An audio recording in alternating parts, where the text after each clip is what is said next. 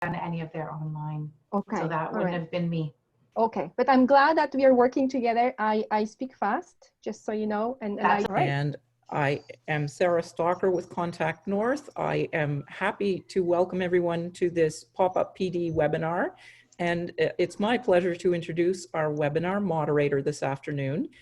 It is Barb Glass, who is joining us from the College Sector Committee for Adult Upgrading.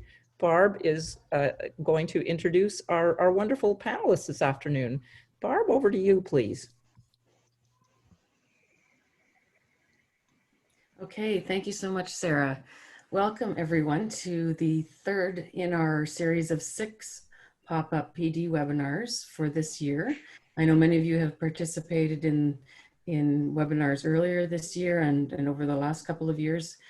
And so just putting in a little plug for the upcoming ones. As I said, this is number 3. Number 4 will take place in October.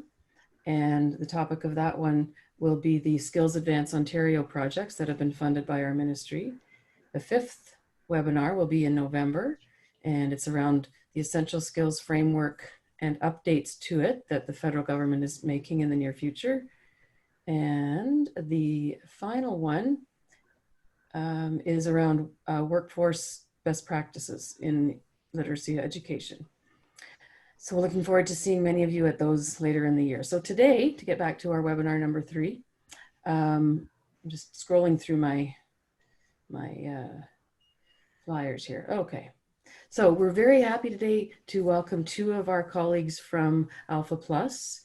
We have our main presenter, Monica Jankowska-Pasina, and Monica is affectionately referred to as Monica JP. Yes. So we are glad to have you here today, Monica. Monica, some of you are undoubtedly familiar with. She does quite a bit of tech coaching for AlphaPlus with many of our literacy and basic skills program providers. She has a long history working with AlphaPlus since 1998 and is very familiar with educational technology, social media, and generally trying to make our lives easier through technology, I think is fair to say, Monica. Then also we're happy to welcome Alan Cherwinski. Alan has been with AlphaPlus since its very beginnings and in 2015 became the executive director of AlphaPlus. Alan works closely with programs, also with many of his co-EDs and other colleagues in the system. So Alan, we're very glad that you can be here with us today too to add your expertise and input. Just a reminder, as Sarah mentioned a moment ago, the webinar is being recorded. We will be able to provide the recording and the slides later on when we're finished. Monica has also posted a link to the slides in the chat in case you would like to actually open that up on your own screen and follow along. So thanks for doing that as well, Monica. No problem. I think with that, I will also just mention you are welcome to enter questions in the chat. Sarah and I will be trying to follow along, and Monica and Alan have indicated that they're happy to answer questions as they go along. So we'll try to jump in and address those as much as we can. I see a question in the chat about access to the ASL interpreter video. So I'm going to pause for a moment and see if we can just sort that out a little bit. Yeah, just to clarify, there will be, we have 2 interpreters with us today. So one of the videos may not be the top one, will be interpreter number 1, and then every 15 minutes they will be switching. So there will be interpreter number 2. So we have them with us on the videos. If you're able, please see if you can find them in the sort of feed of videos as well. So on the participant. Monica, sorry, it's Yeah. the interpreter speaking. We're actually just going to switch interpreters right now. Okay. But I'm just wondering if participants are not able to see us, it means that they're not able to access what you're saying. Would it be possible to type it perhaps in the chat? Yes. Thank you so much. And No, we'll no switch problem. interpreters now. Alan, would you mind if I ask you to do that? Just to type the answer that we do have them, yes? Alan is we are presenting with Alan together. Alan, as I'm presenting and talking, Alan will be a bit chatting as well, but he will be coming in and presenting as well. But sometimes as we go through the session, so I can speak, and then Alan, thank you if you wouldn't mind putting this up, and basically just reminding everyone that It's going to be, it may be hard because for some reason we do not have that pin option for the interpreters, but if you go through the videos, you should be able to find the video for the interpreters. And now they just switched, so interpreter number 2 is now signing for us.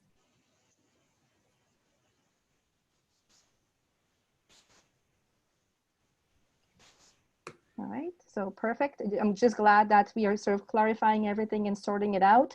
Barb, should we come back to you, or would you like me to start? What would you like to do next? I think at this point, I will turn things over to you, Monica. And I know that in the chat, we're just trying to work out the interpreter access issues. So we will continue to do that. And please do go ahead. Okay. So I know there is a question coming in the chat coming in for the interpreter view. So this is what I'm going to do. I'm going to turn off the presentations mode. So we are going to switch to regular viewing mode only for videos, because I think it's important that we make sure and enable that. So I'm going to switch to stop share. Very likely I got bigger for you. But if you are familiar with Zoom, or if you're using the desktop laptop version of Zoom, in the top right corner, there's a gallery view that allows you to switch and see different videos. And only the video for me and the interpreter is on. Everything else is turned off. So that way you may be able to scroll and find the interpreter that you're looking for. Again, my understanding is there should be a tool where you could pin it. For some reason, we can't find that tool today. But my hope is that you will be able to find that video and kind of have that visible to you. As we switch to the presentation mode, the videos move to the side, but again, my hope is that you are able to see the interpreters on the side as we are sharing the slides with you. Okay?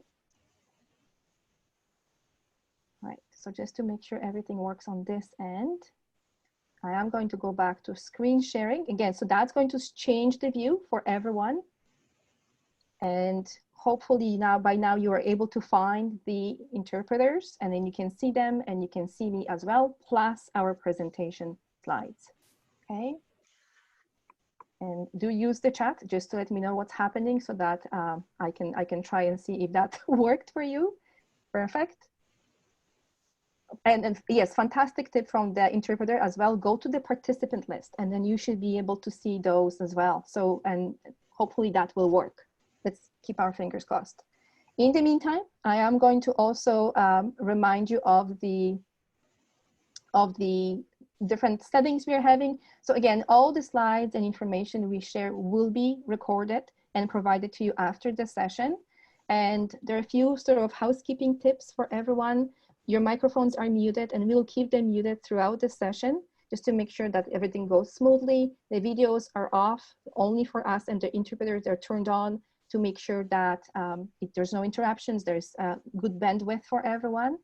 And also different tips. And then you'll be getting some information and tips from different participants. Please look for those in the chat.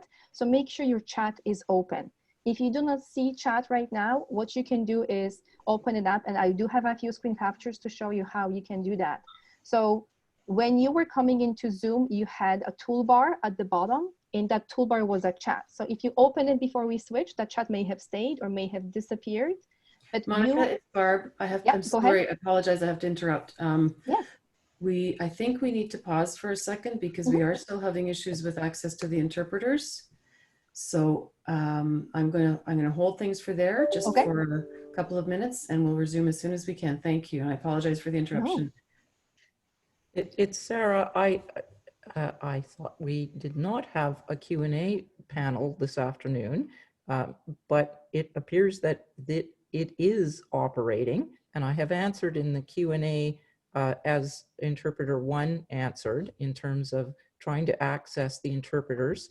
I'm hoping that helps those of our deaf colleagues who are here. And I'm just watching the Q&A to see if anyone has been helped by that answer. Okay. And so there's a few more notices coming from Tracy and their interpreter. One of the things we need to remember is the whether you're using through a browser, when you downloaded Zoom and you have all the features. So one thing with the gallery view, if you're joining just through a browser and you do not have Zoom installed on your laptop or desktop, that feature may not be there. So it restricts us in how we can do things. So if this becomes a problem, there's one way around it. It's going to be a very different experience for us in terms of how we can do the presentation. But if we feel that it may be helpful, what we can do is we can share the slides to the link to the slides. You can open them in a separate tab, and we will not do screen sharing in the Zoom session. We will only stay with the video on. So that way it will be very likely you should be able to find the interpreter if we are not sharing the screen. So Sarah and Barb, maybe that's just a way around it. So we are not sharing the presentation slides directly in Zoom. We invite everyone to open the slides in a separate window, and I use Zoom to talk to them. Not the best solution, I know, but I don't know how else we can sort of fix that. Hi, Monica, it's Alan here. Yeah. I wondered, this is the Contact North Zoom setup. What is it defaulting to in terms of the view? Is it the defaulting to the gallery view and forcing the gallery view, or forcing the speaker view? If that's set by default, then that might have an influence. Yes. To the best of my knowledge, it's not forcing it. I'm not certain, Alan, what else I can do. I can step out and go into the portal and see if I see any other settings. I was just going to ask in the chat if any folks can hover with their mouse over the webinar window to restore their view of the participants button. And maybe what I'll do is I'll stop sharing for that, Sarah, just so that it's less confusing, because when we share this, the tools disappear as well. Okay, so I'm going to stop sharing, and this should change everything. Okay, so we are now only on the videos. All right, and again, depending on what tools you use, in a regular laptop setting, and for us, and I'm not sure if it's just because we're panelists, you can switch between speaker view and panelist gallery view in the top right corner. As far as I understand, it doesn't work on Chromebooks. It doesn't show when you're joining Zoom through a browser, or potentially if that's disabled. I haven't seen an option even to disable it in Zoom, so I'm not sure why not everyone can see it. It looks like now that we're not sharing, people are able to see the interpreter, yeah? Yes, yes. But as soon as I start sharing the screen, the interpreters, the cameras move to the side and the interpreters disappear, right? And I think that's the issue we are dealing with. So again, one of the options, may not be the best one, is we open the slides, or somebody opens the slides in a separate window in the browser, and we just stayed in this view for the recording of the audio and the interpreters, and the slides are on the side. May not be the best option, but I just don't know how else we can do it. Any other suggestions from anyone? Okay, so when we stop sharing, you see the interpreters, but when we actually share the screen, the videos move to the side and you don't see the interpreters. So I can repost the link to the slides, Monica. And here, I'll just do that right now, because here is the link to open the slides in a... Okay, so just a quick feedback from Kate on the chat. Kate opened the slides in a separate window. So just copy the link to the slides we are sharing with you today, open it in a separate window, and then you will be able to see them. We will share the link afterwards. Maybe hard to follow what we say, but it's still potentially better than us having to stop this.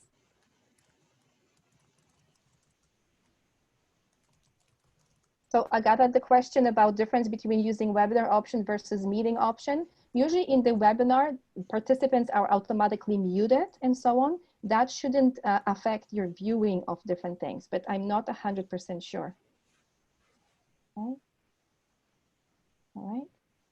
So may not be the best solution, but if you're okay with that, we will stay with this option where you can see me, you can see the interpreter, so we can be signing, and in a separate window, have your slides open. So, or if you're able to have the windows next to each other, that way you should be able to follow what's on the screen if you're looking at the slides and the interpreter, or a mix of those. Okay, all right. Okay. I'm just sort of checking the chat if everybody is okay with it. Before I continue, can you try to confirm with me that you opened the slides in a separate window? Okay, so everybody's saying open in a separate window, so you have access to it. You can hear me. For the interpreting, you can see the interpreters. We'll go with the flow and we'll work that way. So I am going to go through my slides just so that I know what I should be talking about. But hopefully that will work out for everyone as well as it can, okay? So what I'm going to do is just quickly say hello to everyone and remind everyone that the link we shared with you is the link that's accessible now, plus after the session. So you will be able to see the slides, follow the links, click on the links after the session. And as we started earlier, my name is Monica. We have Alan here with me, our executive director, who is joining us as well to talk to you about a few different things, mainly how literacy programs have been handling the unexpected shift, what tools and resources have they been using, what has been working well and what hasn't, and what are they planning for the fall.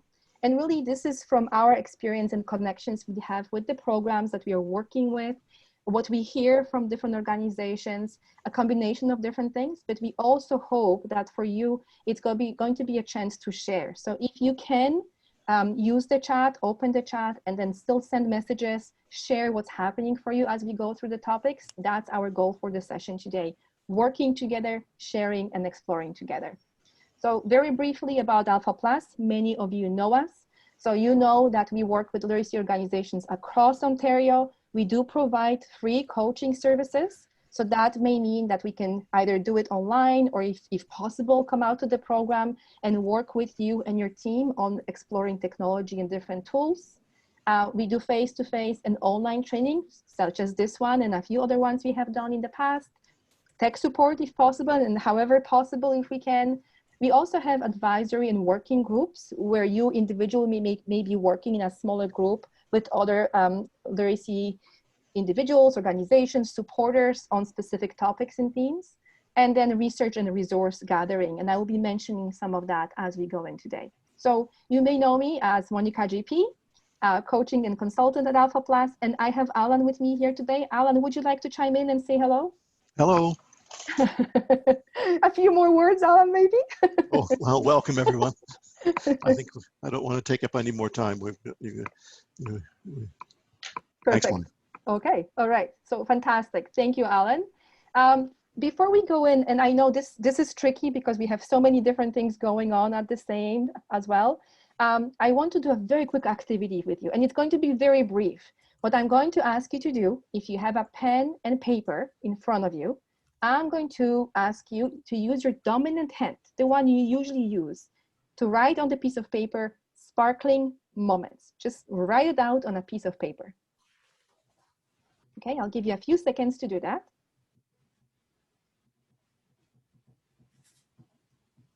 Okay, so I hope you were able to start writing it out. And as you're finishing, I just want to say those sparkling moments are the moments where, as you go through the session and the meeting today, you're thinking about things that got you excited, that surprised you or inspired you, or something you may not have known, and now you have this idea for your program as well. So those are the sparkling moments I hope you will find during our session today. And at the end, I hope you will be willing to share with us if there was something interesting and exciting for you. But now what I'm going to do is ask you to put the pen or pencil you just used in your other hand and write sparkling moments on a piece of paper using the other hand. All right, so let's take a few minutes, but use the other hand to do that. All right. Okay. All right, so hopefully you at least started or tried to do that. And if you're as me, please feel free to share your feedback or that experience with us in the chat. But if you're like me, I'm a left-handed, I can do it very quickly with the left hand, but with the right hand, I really struggle. The letters are not the same. It took me a lot slower to write it out. And really what I hope this will do for you is make you think about the times we have gone through. We are going through unknown times, uncertain times. It's very confusing. So we are going from this well-known place, being comfortable, knowing how to do things, to learning and exploring and trying new things. It's like going with that dominant hand when we knew how everything worked to the right hand or vice versa, where we are not sure. We are starting, we are learning, things are not working the way we want. That often is the case for us when we are dealing with new technology, new situations. especially now during those times with technology and the tools we are trying to use and how we are trying to do it. So even today, as you're joining and we struggled a bit with how we are delivering this session, we are trying to do our best, maybe a bit wonky, but we are trying. So anytime you're going through different things, learning new things, trying new things, think of the left hand and the right hand activity as a way to sort of give you yourself a bit of time before you actually sort of get upset or frustrated, because we all need time to practice. We all need time to learn and explore new things. So I hope with this quick, very brief activity and sparkling moments in your head now, we will go and move through the session and topics. And then again, at the end, I hope you will be able to share with us if there was anything exciting or interesting. But in the meantime, if it's easy, use the chat to sort of let us know how was that activity for you with the writing out of sparkling moments, okay? All right, I'm moving to the next slide. It's slide 9 on my page, and we are going into the unexpected shift. And that's really how we hope to break down the session for you. So we are going to talk about 4 different stages of how things have evolved and what's happening. So in this one, unexpected shift will be the physical distancing, shutdowns we have faced and how they have impacted many of us. If we asked all of you, I'm sure we all would have different stories of how everything happened, whether it happened immediately, there was a delay. Many programs that we heard about had no access whatsoever. They literally were locked out from their buildings and offices. So if they forgot to take something and thought they would go back in a few weeks or a month, now they had no access to it for months and months and months. What really changed how we sort of think about what we have been doing in the past pre-COVID to how we had to function within the COVID environment and then after as we are planning ahead as well. So a lot of programs may have struggled with not having access to learner files, not having technology at home, and trying to sort of still function and connect with the learners. And that way, that usually will be done by phone, by email, or social media, assuming you had access to those as well. And if you didn't, again, that was sort of delaying and postponing a lot of different things that you were able to do so easily before.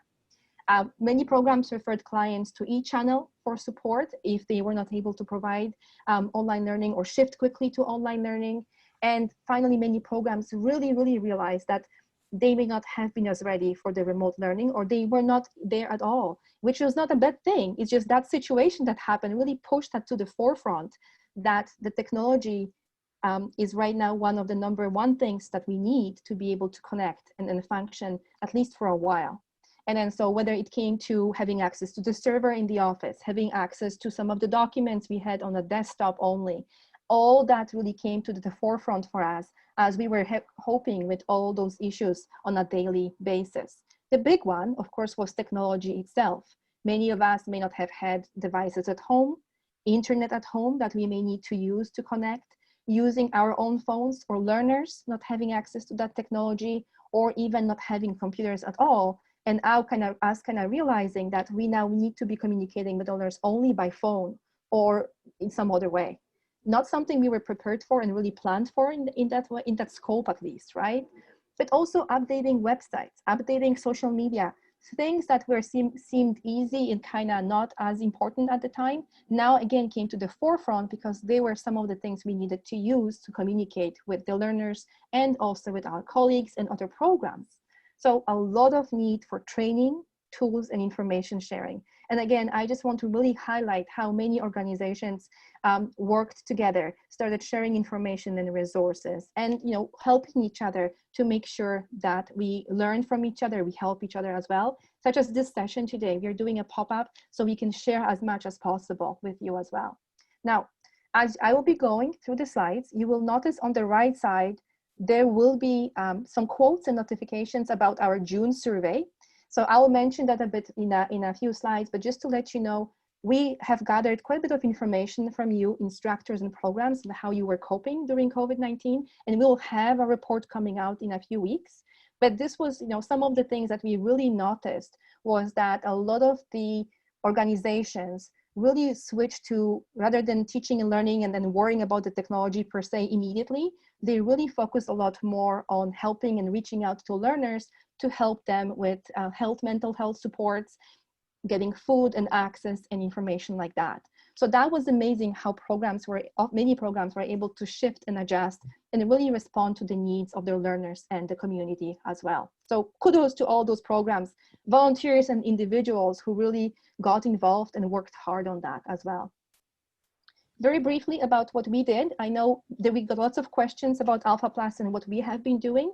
So if you missed some of that information about us, increased demand for our support, technology, training, coaching. We were really trying to support as many programs as we really could. And that's why in some cases, rather than working individually with agencies, we switched to building a COVID-19 website. And on the slides and on the live slides, you will have links. So you'll be able to go back and review the information there.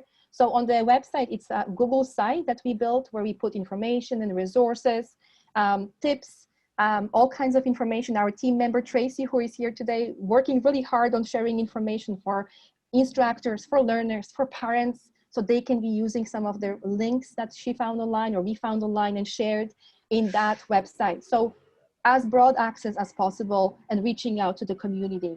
Facebook group is another place where we try to reach out to our members and then making sure that you have access to that. So if you want to join the Facebook group, it is a private group, but you can just follow the link, request access, and we will get you in so you can see who else is there, what information they're sharing, and you can ask questions and share what you're doing as well. So just so you know, we have that. And then we did Zoom sessions. So if you participated in our April or May Zoom sessions, this is just like today. First time we were doing it, learning on the go as well, but we managed to have 4 sessions on different tools and topics that may be of interest to you. So for this session today, we didn't really want to go about teaching you how to use some of those tools. We just want to mention them and make you feel comfortable with them and point you back to the recordings that we have available. Now, Monica, it's Barb. Go ahead, Barb. I'm going to interrupt you again just for 1 minute. Yeah. If it's possible, as you advance the slides, if you can just read the title of the slide, that I think will help people to keep up and know where we're at. I am typing into the chat between Alan and I as to what number that is, but if you can just announce the title of the slide, that'll be super. No problem. I will do that and then do the number of the slide. See, learning on the go, that unexpected thing we're dealing with. All right. So just a few more points on this page. This is page 10 right now. We did the survey in June, just checking with the field, what's happening, where they're at. And we had 368 responses. And that's where you will be seeing a lot of the sort of quotes that we will be including in. And we really encourage you to keep an eye out on the survey when it's available. We will be very happy to get your feedback on that and then share as well. So for us, it was really focusing on sharing, supporting the programs and learning as we went, because we were not ourselves ready for something like that. This was pretty crazy what has been happening. Okay, so I'm going to switch the slide, and on this slide, actually, this is slide 11, we were going to do a poll. So let's see if the poll is going to work. And now, Sarah, I think you have to be the one who is going to launch the poll. We want to ask you, absolutely, if you can share with us what was your program and how your program was able to support learners over the last 5 months. Just keep in mind, there are around 10 answers we were able to include in this poll, so we were limited on what we could include, but please answer as many as you can, whatever worked for you. Check those off to let us know, and we will share the results here with you as well. So if it popped up on your website, just answer the questions. We'll give you a few minutes, and then Sarah is going to share the results with us. So this is going to be a real life survey, very quick one, to see what participants in this session want to share as to what they were doing during those now 5 months, or over 5 months we have been coping with COVID-19. We're getting lots of responses, Monica. Okay. But they're still coming in, so yes, if it's okay, we'll wait a few more seconds. Absolutely. And sometimes it was something you just started with, but as the time progressed, you started introducing potentially new things. And now, as we are waiting to move into the next stage, you may be thinking of even more things as well. All right. I see one comment that someone does not see the poll. I believe most people do, and I don't know if there's anything on our participants' end that they might try moving. I apologize. I believe most people are seeing it, but we will share the results, and we're Read them out sorry. loud. Yes. Yeah. Okay. Okay. So Liz, just, it could be a note, again, it just depends on the tools you're using. If you're using a phone or iPad, that there may be slightly difference in how that works. I'm not 100% sure, but it should have just popped up directly on the Zoom window where we have me with the video and the interpreter. It should have popped up on that window. Okay. I think we have about 80% of our audience who have voted. So Okay. Monica, you can let me know when you want me to end the poll.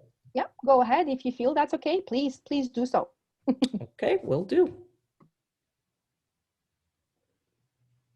All right. So I will try to read it out just so that way, if you don't see the poll, at least you will get some results.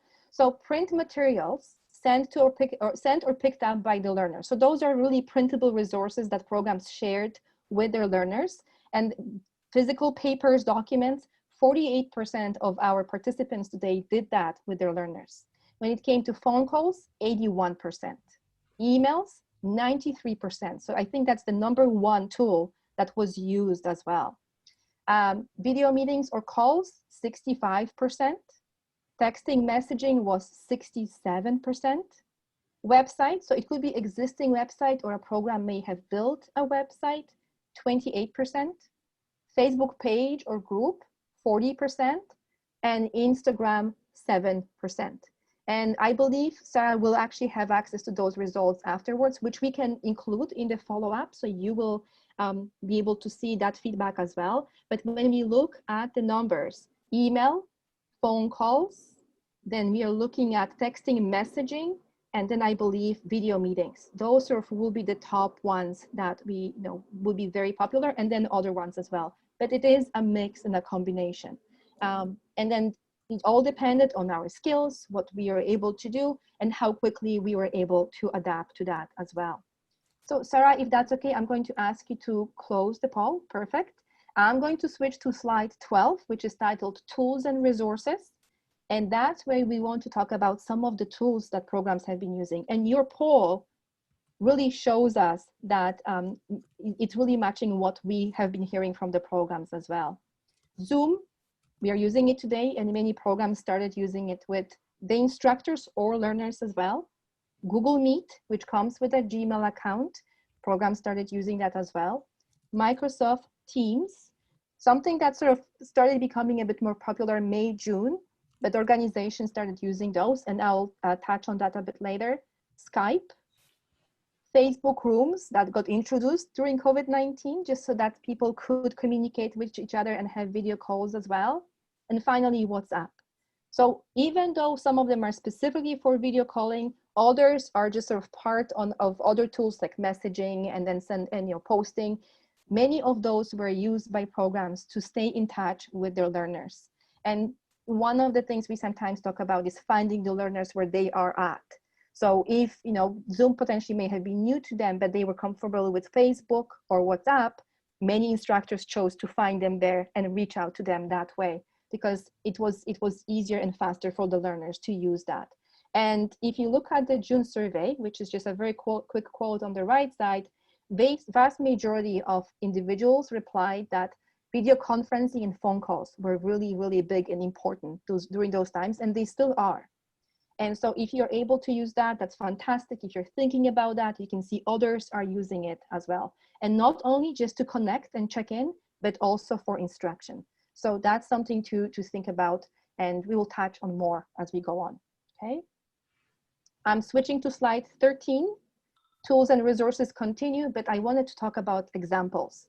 So when it came to how the video meetings were used officially and originally, we just know that sometimes programs would meet for staff to meet online to exchange information and resources, provide updates, do webinars, and then professional development training. But really what started happening as well is that instructors and volunteers started using some of those tools, provided training and using the tools with the learners. So we have seen some instructors meeting one-on-one with the learner online through a video meeting, or volunteers meeting with the learner online as well. And each and different organizations would do a different setup, make sure everything is working okay, who has access, how the links are shared, what are the permissions. Programs had different preferences for that, but at the same time, they were doing it already. And the issue that we will all be sort of touching on as we go through the slides is only those individuals who had access to technology, skills to do that, and the internet were able to join those. So I think if we look across different agencies, we will see that there were a lot of learners that were not able to join because they didn't have access. And then so the organizations were able to maintain connection that way only with a smaller group of participants, right? Now, a lot of instructors did not even focus at that time on teaching specific topics. Some of them actually chose to be connected with the group to maintain that connection, that social connection, that community connection they had when the learners were coming to the class, and providing them with support, place to chat, place to share. Sometimes they would do some writing activities with the learners. They would listen music or watch videos, do yoga activities and games. And that allowed the learners to be with the program and still be supported as much as possible during those difficult times. Finally, as I mentioned, some instructors really were focused on staying in touch with their learners, and those who could would actually meet with them on a daily or weekly basis and then really do lessons online together. So whether the instructor would share the screen to a website or a document and provide that information. And then I compared that to the drop-in idea. So before, learners were coming into the program sometimes, and here instructors were saying, okay, I can meet with you maybe on Tuesday. So Tuesday is my drop-in day, but they're dropping it online to meet with the instructor as well. So a lot of different innovative ways on how to stay in touch and connect with the learners as well. I'm going to switch to slide number 14. On that slide, you will see video meeting examples. Now, please remember, I cannot be in the sessions when there is an instructor and a volunteer and learner working together. So I couldn't do those screen captures. But what we did is just very briefly to touch on that is a quick update on the Adult Literacy Roundtable that happened just a few days ago. And the reason I took that and included it here is because it is a Zoom session. But with Zoom sessions or many other tools, you don't have to only focus on meeting. You can actually broadcast the messages or information as well. So some programs actually choose to use Zoom or other tools to broadcast on Facebook or on YouTube, and then learners can come and watch. So it could be an instructor teaching about math and broadcasting it on the Facebook page, and the learners can be watching that, or on YouTube if you want. So there are tools that will allow programs to do that. Not as active yet or as popular, but we are getting questions around that. So that tells me that there is potentially a shift to a bit more of that. On the right side, you will see a screen capture of a page that an instructor is building, and I do have a permission to share it, so I just want to make sure. You will notice that in the middle, it says click here to join Zoom. So the idea is that the learner comes to this page, can access all kinds of resources, but the instructor holds Zoom sessions and there's a schedule. So anytime that the scheduled class is supposed to happen, a learner can click on the Zoom link and join the session and participate. That could be Google Meet link, it could be Skype or Microsoft Office Teams or Microsoft Teams, any kind of link, but it's being built into the interactions that programs have with the learners as well. And please, if you have questions or comments, chat, please bring those in, pop them as well. Okay, I'm going to pause and give the interpreter a chance to breathe. I'm going to switch to the next slide, which is slide 15. And this is just continuing with the tools and resources, online tools. So many times we were asked about learning management systems. And those will be a bit more, we call them systems with back ends. And I get Alan to help me with explaining what learning management systems are. But the idea is that it's not only that you're sharing information and resources and maybe chatting or communicating with the learners, the system also tracks the learner's progress. Some of the tools that we're using until now, the video meetings and things like that, you are not tracking. But in the learning management systems, a lot of times you're looking for the tracking so you can see what the learner has done and where they're at. So for those tools, we have seen programs exploring Google Classrooms, Moodle, Desire to Learn or Brightspace, Microsoft Teams for education. I'll touch on that in a second. And then I did include Google Sites. It is not a learning management system overall, but I will explain why I'm including it here. So let's go back to Google Classroom. Became lots of questions on that because it's part of a Gmail account and anyone can actually set up a Google Classroom. So programs started looking at that. It basically means that learners have to join you and there are different tools you can use to communicate with learners. Moodle and Desire to Learn are much more broader, bigger packages that you can access, but those need to be paid for. So for Moodle, you need to have hosting or some kind of service. Same with Desire to Learn, the price goes significantly higher on Desire to Learn, but a lot of school boards and colleges have access to those, right? So immediately programs that are within those potentially had access and could use them or start using them if they wanted to. Microsoft Teams for Education came a bit later. It wasn't as popular at the beginning, but when I say for education, what this means is specifically for school boards and colleges. So if you want to use that, you have to apply for it, and you actually have to show that you're an educational institution for Microsoft to give you that permission. Otherwise, you can't use it. So a lot of community programs have been asking for those, but you cannot really get the educational account. And in the educational account, and that's something programs are asking for, is the classroom piece, that sort of learning management piece where you can see what people are doing. And Microsoft Teams for Business, which is accessible to regular organizations or businesses, doesn't have classrooms. It will get video, so you can still meet with your learners. You can put them in groups if you want. You can work with them in different ways, but you don't have the classroom component that is included in Microsoft Teams for Education. So again, depending on the school or organization, what kind of technology they had access to, they were exploring and trying different things and setting those up as well. Now, for Google Sites, the reason that we were looking at Google Sites is the idea that there is no tracking on the back end, but it's a fairly quick access and easy tool to use to organize resources and links to different websites and activities. So a lot of programs really looked at that as a quick and fast way for them to at least provide something to the learners. And that in combination with online video meetings or phone calls became a bit of a ground for them to work with the learners. So they could access the resources online, work independently if they wanted to, and get guidance from the teacher or instructor as they were going along and doing the activities. So I know we all want learning management systems, but it's a steep learning curve if you have never used it before. That's why some programs chose to start smaller tools and then build up to that. It's enough to get learners started and provide them with access to a lot of resources as well. So I just wanted to highlight that.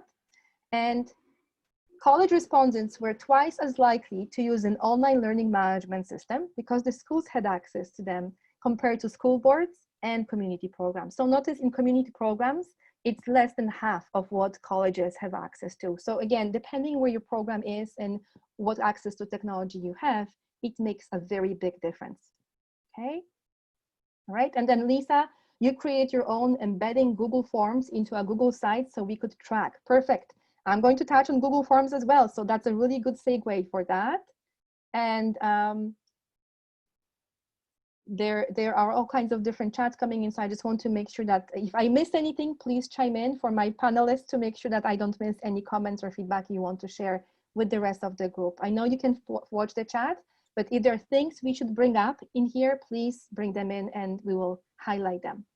Yeah, so, we'll continue to keep an eye on it, Monica. Thank you, Barb. All good so far. Perfect, thank you. So now for tools and resources again, but examples of online classes.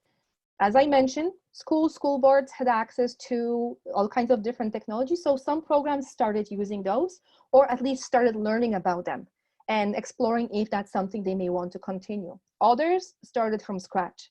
So if you don't have the skills or knowledge yet, and you need to build that, it's going to be a bit longer before you are able to catch up and then provide a full service.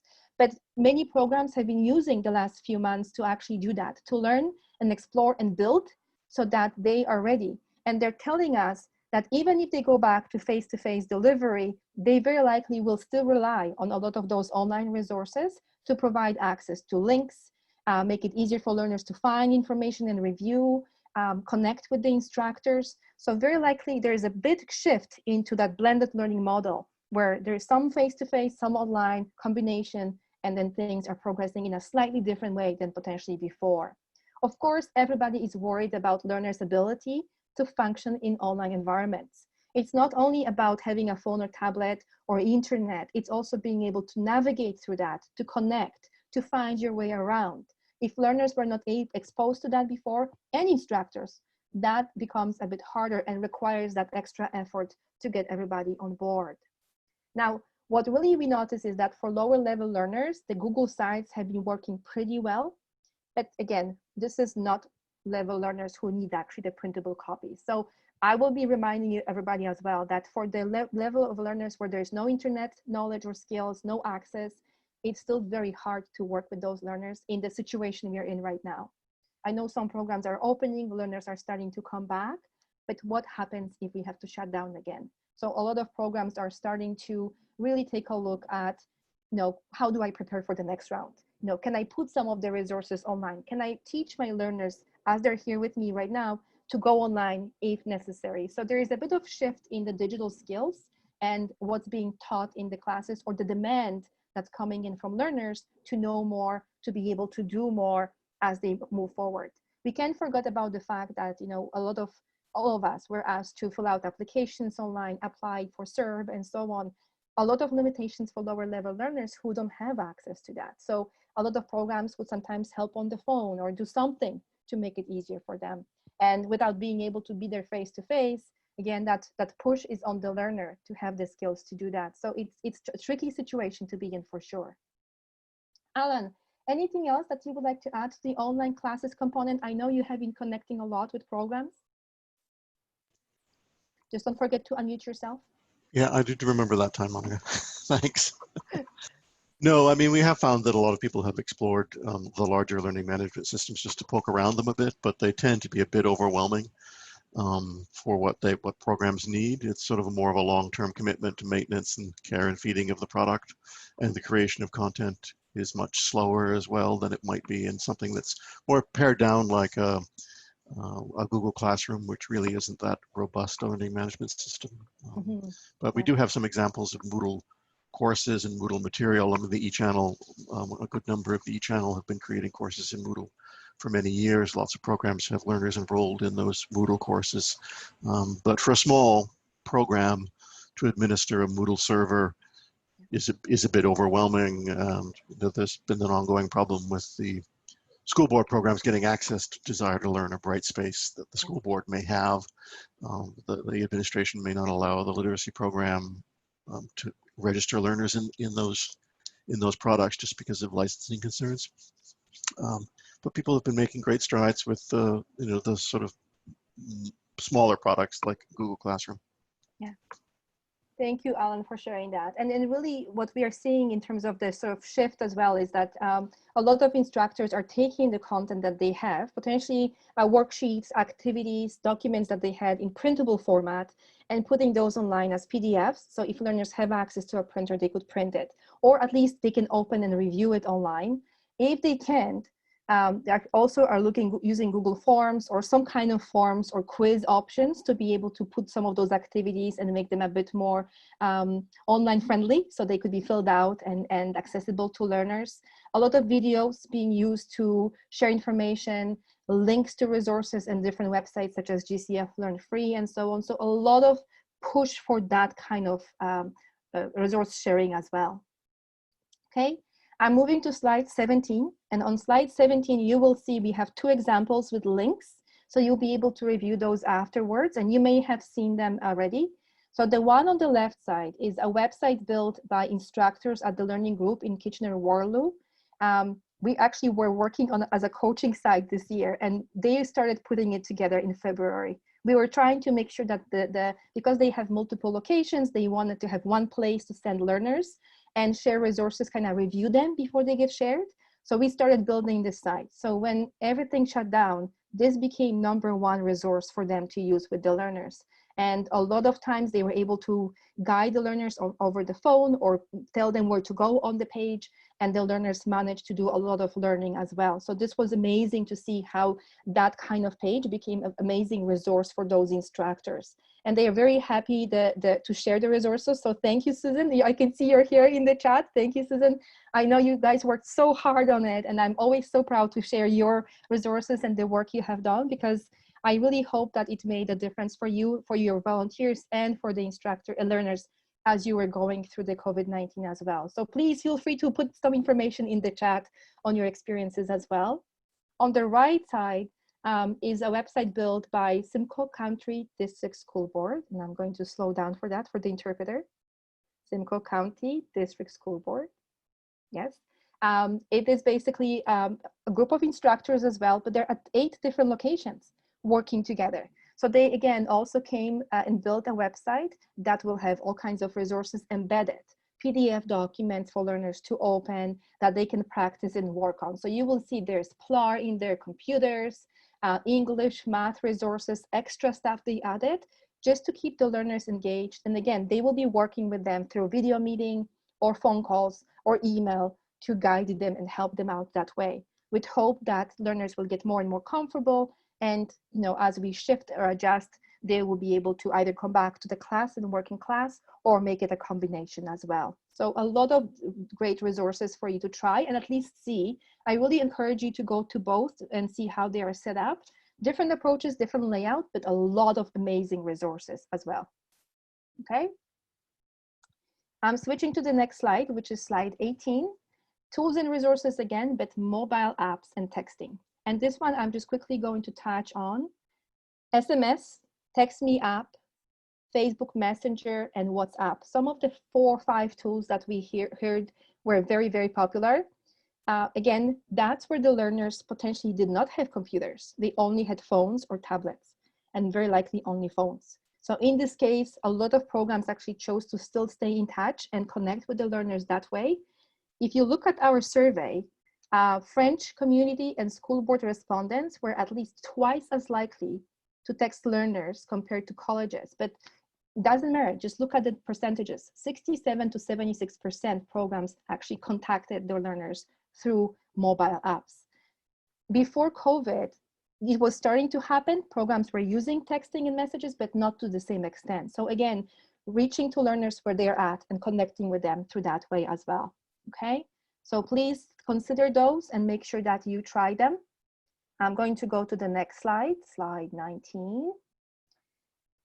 As I mentioned, some learners only have mobile phones, and those will be very often limited without digital plan or data plans that they can access. So that's why SMS messages, which are often included for free, at least a number of them in the package.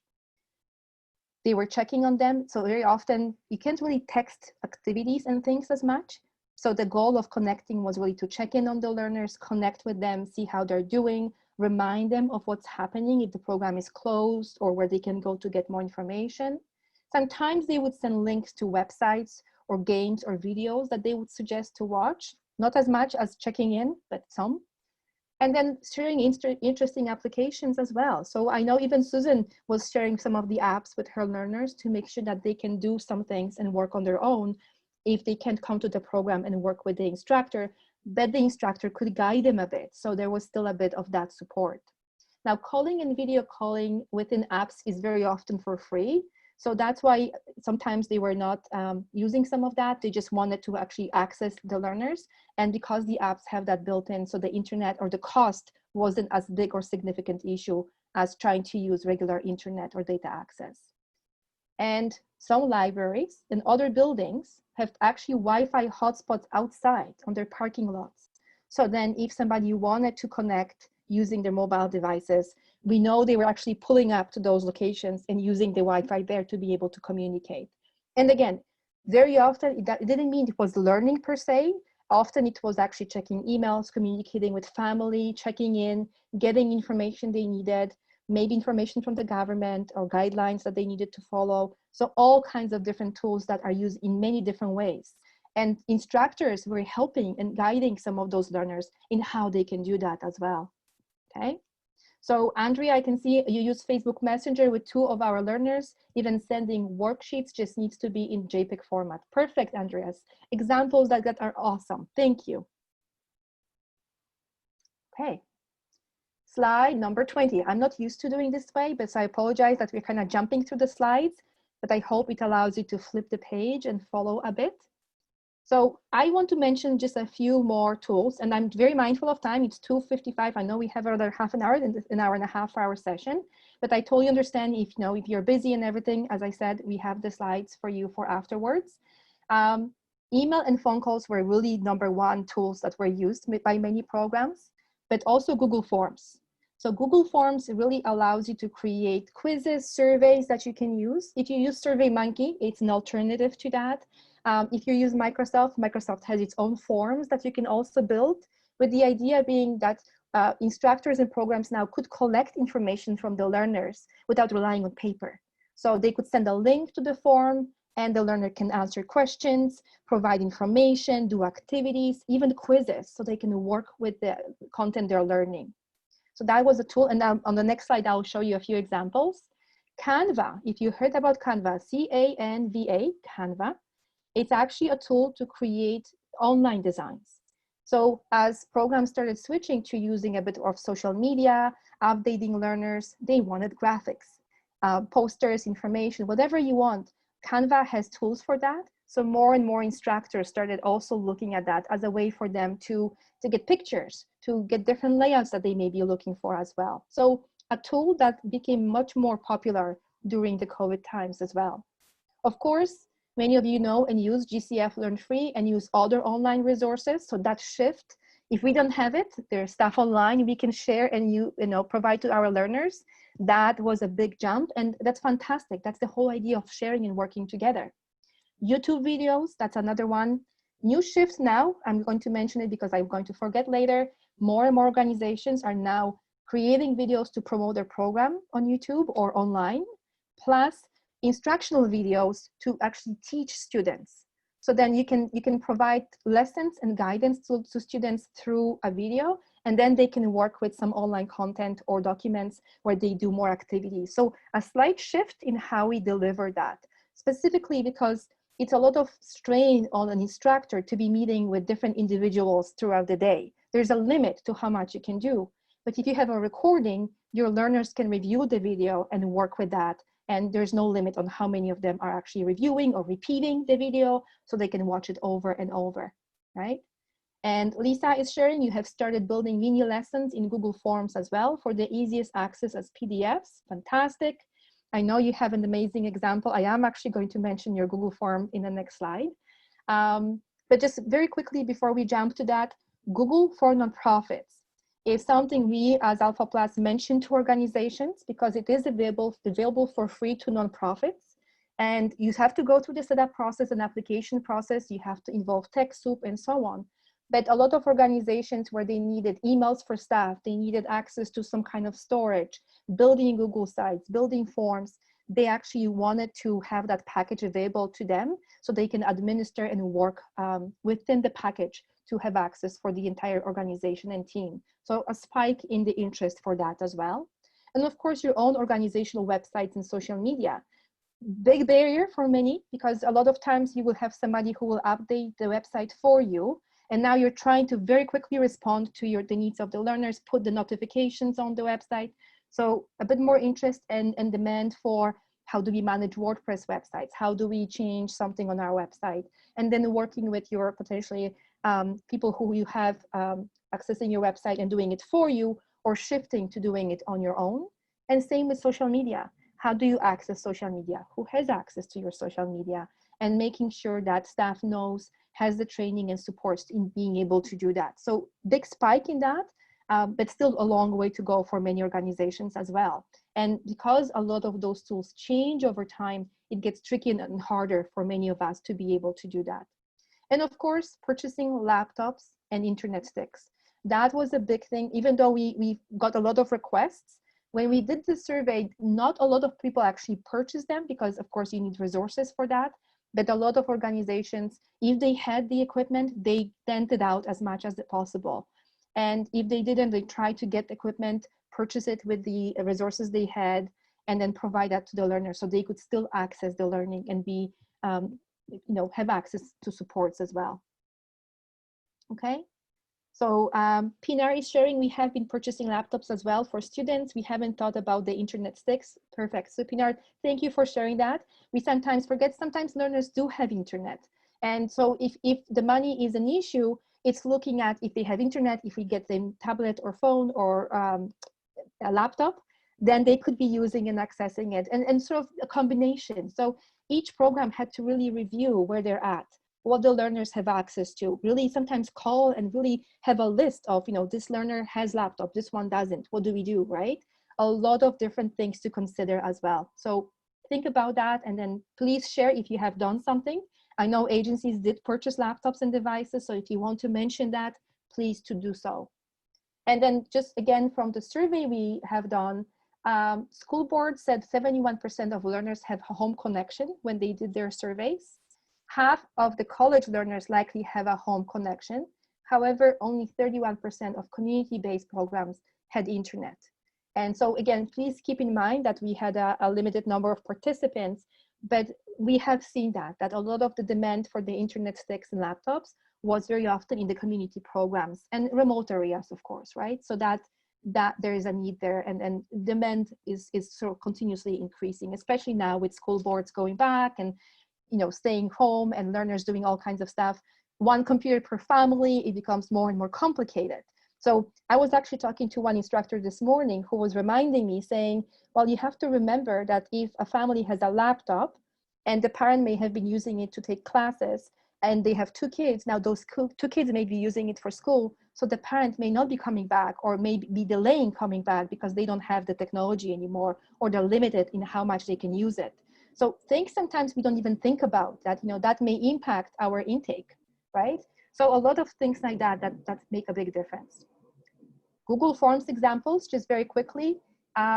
One is from a simple country district school board, and this is how you can assess learning technology and what you know and don't know. So again, all those links will be working for you, and you'll be able to access the links and open the forms for you. If you want a copy, let us know. We worked with programs, so we can make sure that you have permission, and then you can get a copy of that. Other ones, just really creating quizzes and tests that they have in a paper format. Now they're doing it in a digital form, so learners can do it online and practice and get the results immediately. And finally, this is the learning group from Kitchener-Waterloo. I know you have shared with a lot of programs the Employment Ontario Registration Form Agreement and how you're doing that. So I wanted to mention it here. Please speak to that in the chat if you can, if you want to, if you're willing to, because your way of working with the learners on signing off, on enrolling in the program is very unique as compared to other programs. Other programs chose to confirm by email, confirm by phone, and in your case, you're doing a lot more with Google Forms when it comes to that. So if you're willing and you're comfortable, please share about that. But we just want to make sure that you take into account all those tools and sometimes flip how you use the tools to your benefit as well. Okay, I'm going to switch to slide 22, and that's those lessons or the shift, the known, unknown, what we were prepared for and unprepared for. And one of the big ones was that quick switch. We were switching within days to online meetings, training, chats, and texting. Very, very easy for many of us, but very complicated for many others and for the learners as well. So that demand, the pressure, the stress of it was huge. Using websites and social media to stay connected. Again, in the past, we used a lot of them slightly differently. We would be using them more to promote the program, to tell people what's happening. But now we are really putting activities on there, videos and resources. So there's a shift in how we connect with the learners using different platforms. Platforms we may not have used in the same way before. Providing more mental health, food and other supports to learners. That's, again, fantastic, and big kudos to organizations that were willing and able to do that, because a lot of learners needed that help, and it's amazing that they were able to get a lot of that support. Reluctant learners adapting and using technology more, that was a big one. So we have seen and heard that originally when we sort of shut down, the first month or so, many learners said, no, I'm not comfortable with technology, I don't want to use it. But as time progressed, some of them were coming back saying, you know what, I'll try it. I want to try it. I don't want to wait anymore. I want to be more active. And they're coming back and trying and learning and actually using that technology a lot more than they would have used before. Of course, the digital divide, we can't forget about that. The push to organizations trying to make sure that there is access to technology, us realizing how many people don't have access to that technology. A lot of times we ourselves make assumptions that because we have it and it's so easy, it's going to be easy for others, which is often not the case. So there is a big demand for that, big need for discussing it. You may know that AlphaPlus had a digital divide report that came out. So if you don't, visit our website for that. Also, more training and supports for digital skills for instructors and learners. We all need that upgrading and learning as we go. So it's really important to recognize that as we're planning forward, because it's going to be a while before we are back to the regular way, if ever. And so we can try to postpone and push all of those learning options, but at the end of the day, we need to be connecting, and we can't connect without the internet or the digital devices. At least at this point, it's much harder, right? And then of course, we are becoming more and more clear that the remote learning is not for everyone. Some learners dropped off right away saying they can do it. Some are coming back and saying it's too complicated. And we may need to rethink, readjust how we deliver, especially during times like this. So if we are able to provide print resources and it works for learners, that's fantastic. That may be one way, the best way that works. But if you have other ways, if you're able to figure out something else, please share, please learn with us, share with us, so we can make that process for everybody else easier as well.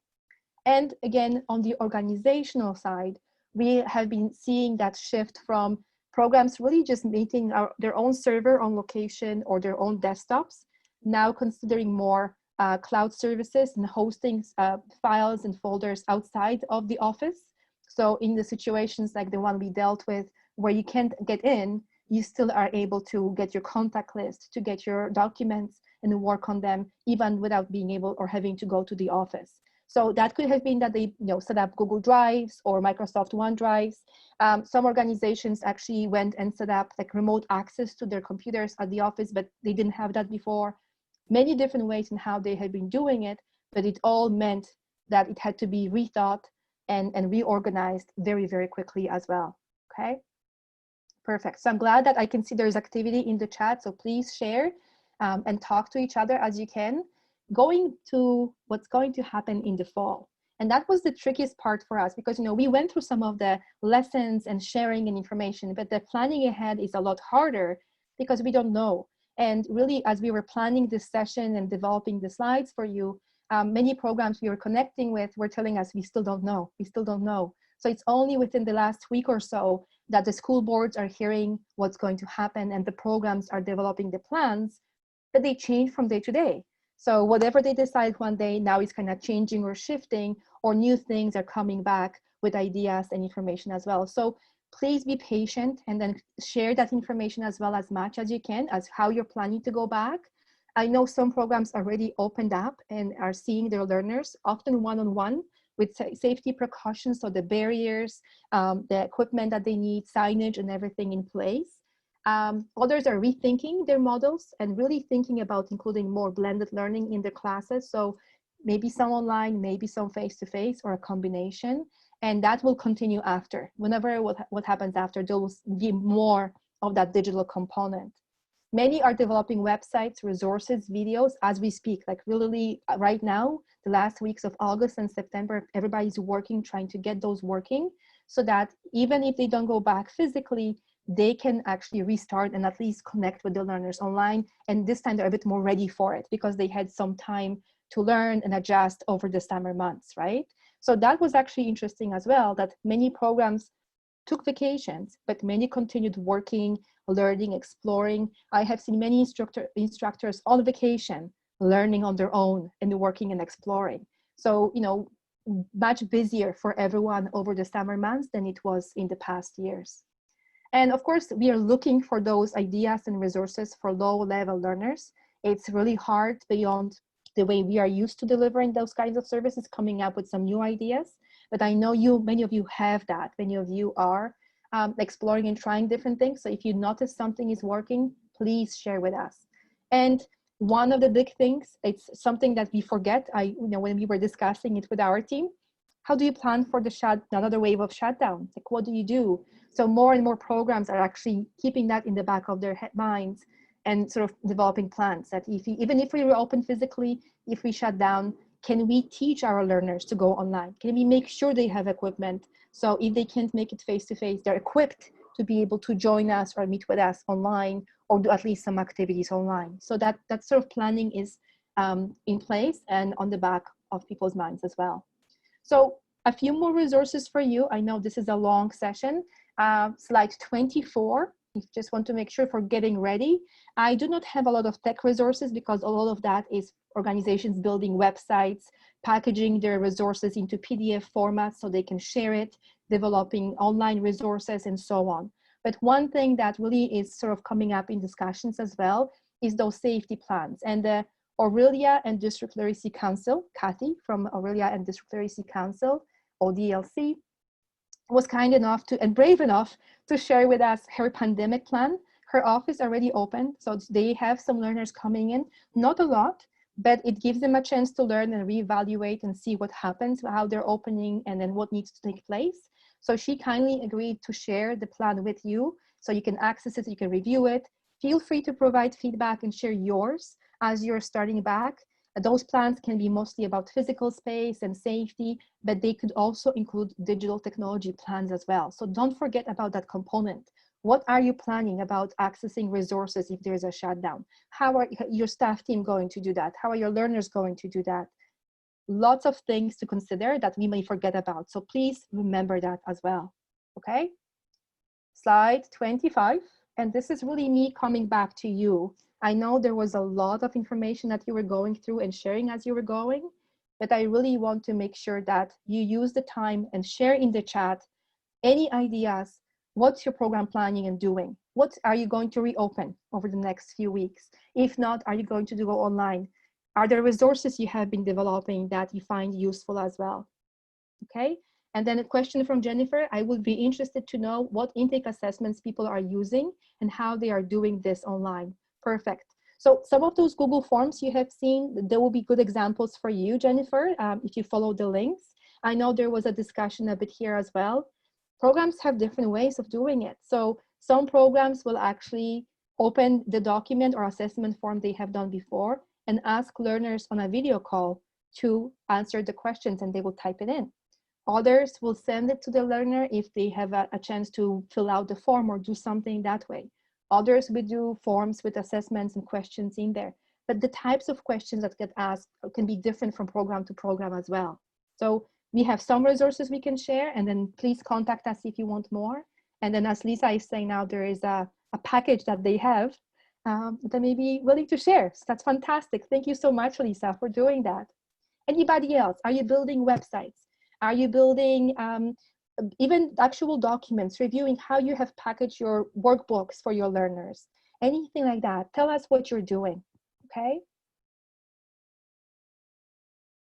I'm going to pause and then take a few minutes and see if you can share more, because I know many of you are working on a lot of different things. All right, I just want to check where I am with my slides. Okay, all right. Okay, so I'll leave you a bit of time to think about that. If you want to share something in the chat, feel free to send us information as well.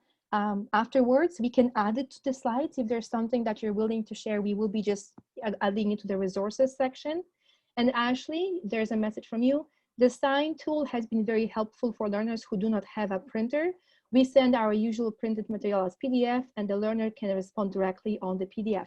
Sign, is this a web application or is this an app for mobile devices? Actually, if you could just clarify, or maybe both, it could be available on both. If you could just clarify, that would be great. So we will include that. Other programs may have access to the higher version of PDF. The Acrobat Pro, I believe, will allow you to do some of that. Exactly, the reader, okay, perfect. So actually you're using Adobe Acrobat Reader for that, perfect.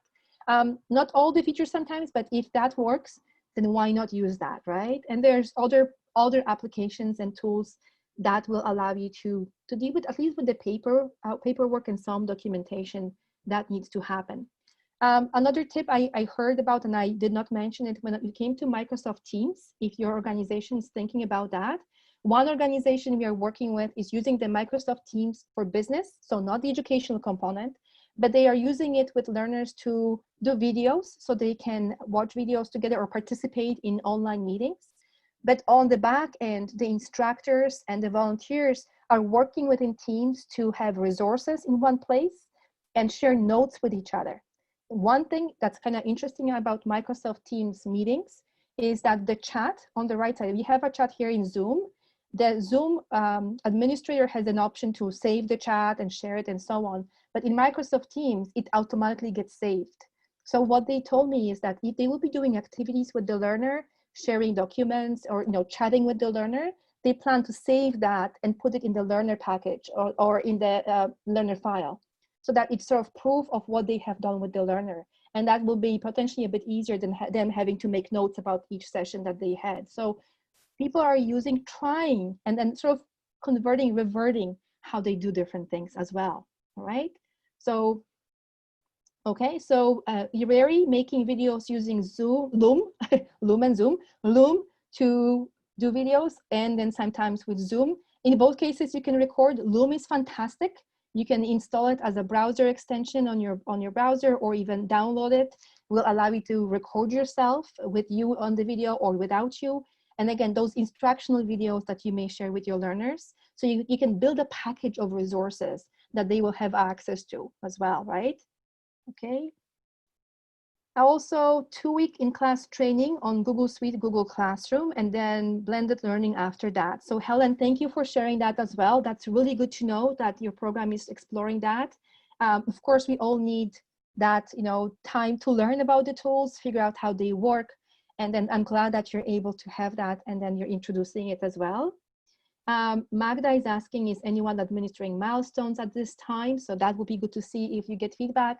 Magda, as I think we have mentioned that some programs decided to do that sort of virtually or remotely through Zoom, where they may share the milestones and the learner will answer the questions. Some milestones don't need to be even, can be verbal. So that some of the programs are using as well. But if somebody else is doing it and sharing resources, that's fantastic. We will share all that afterwards, okay? It's 3:17, very mindful of time. So I want to make sure that we don't forget. One more thing, I'm going to go to slide 26 and just remind you again that you have access to some of the resources AlphaPlus shared. Everything from this session will be shared with you as well. So I want to remind you that you will have access to that. If you're interested in the survey report, some of the notices I was showing you that with the stats, just sign up for a mailing list. I'm sure we will be sending it out and sharing it on our social media, website, and through the mailing list, so we can send it as well. So make sure you are on the mailing list so you can receive our notifications when we will be sending it out as well. For sure, it will be hopefully in our newsletter that's going to come up in a few weeks as well. So keep an eye on that. And I think this is really it. I'm coming back to our sparkling moments. Remember when we started, we were doing this activity with the left hand, right hand, or vice versa, and I mentioned sparkling moments. So considering this session had to go the way we did it, I know it wasn't perfect, but I hope we shared a lot of interesting information, that you in the chat learned a lot from each other as you were going. Are there any sparkling moments for you? Anything that really got you excited or interested that you may want to share with us in the chat? I hope you do. For me, my sparkling moment is really learning how technology, can be tricky sometimes, but also how we can adapt, and how much I appreciate our interpreters who are so keen and helpful and are not slowing me down, which I know sometimes I have to slow down. So I really, really appreciate that. All right. So please share.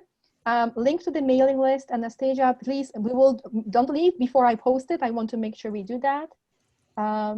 Deb, great troubleshooting at the beginning and how you adapted and got us to all on board. Thank you.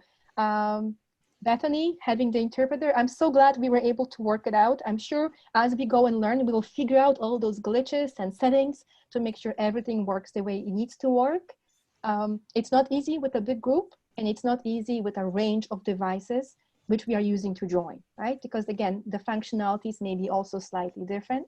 Okay, the feeling of the fact that we are doing good to help the learners with limited tech tools.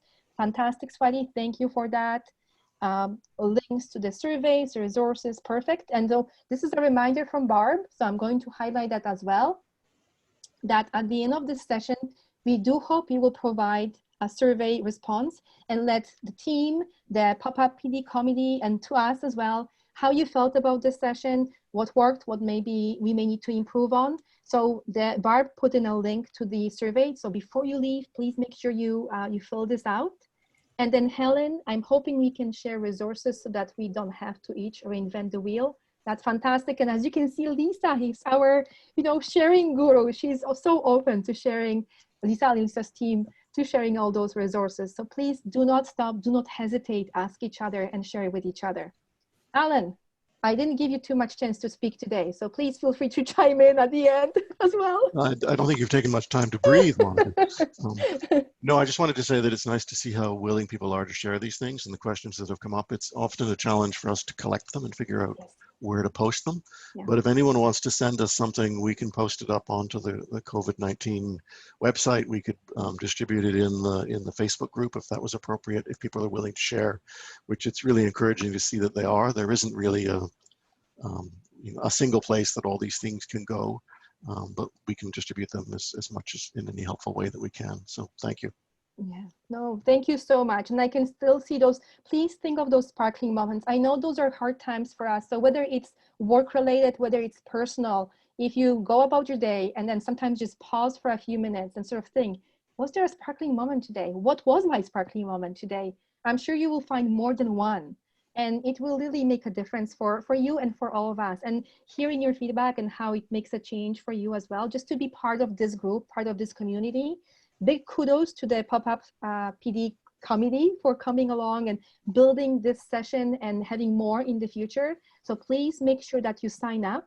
I believe there are links at the end of the slides as well for you to know where to find the information.